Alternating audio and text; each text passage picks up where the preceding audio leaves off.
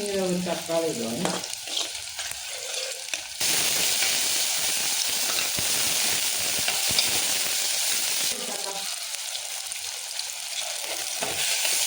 മുളക് പൊടി, മല്ലിപ്പൊടി, മഞ്ഞൾപ്പൊടി, ഇഞ്ചി, വെളുത്തുള്ളി ഇത്രയും കൂടെ ചൂടാക്കി അരച്ചതാണ്. ഇങ്ങനെ ഇതിലോട്ട് തട്ടിട്ടുണ്ട്.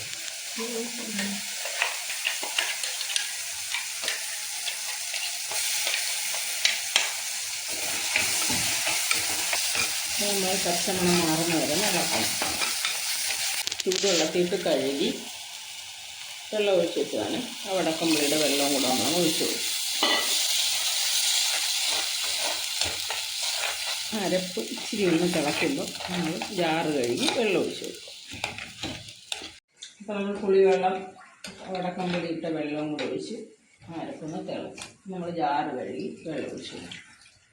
ആവശ്യത്തിന് വെള്ളം ഒഴിച്ച് കൊടുക്കും. കുരുമുളക് പൊടി ഇടുവാണ്.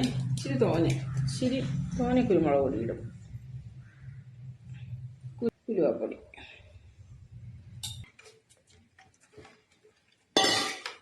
തിളയ്ക്കുമ്പോൾ നമുക്ക് മീൻ വാരിയിടാം. നല്ലതുപോലെ ഇടന്ന് തിളയ്ക്കുന്നു. അതിലോട്ട് നമ്മൾ മീനെ ഇട്ട് കൊടുക്കുക. ഇറക്കാൻ നേരത്ത് നമ്മൾ ഇച്ചിരി പച്ച വെളിച്ചെണ്ണയും കൂടെ ഒഴിച്ച് വാങ്ങി വയ്ക്കും. അത്രേ ഉള്ളൂ. വെളിച്ചെണ്ണ ഒഴിച്ച് കറിവേപ്പിലിട്ട് കറി ഇറക്കാൻ പോവാണ്.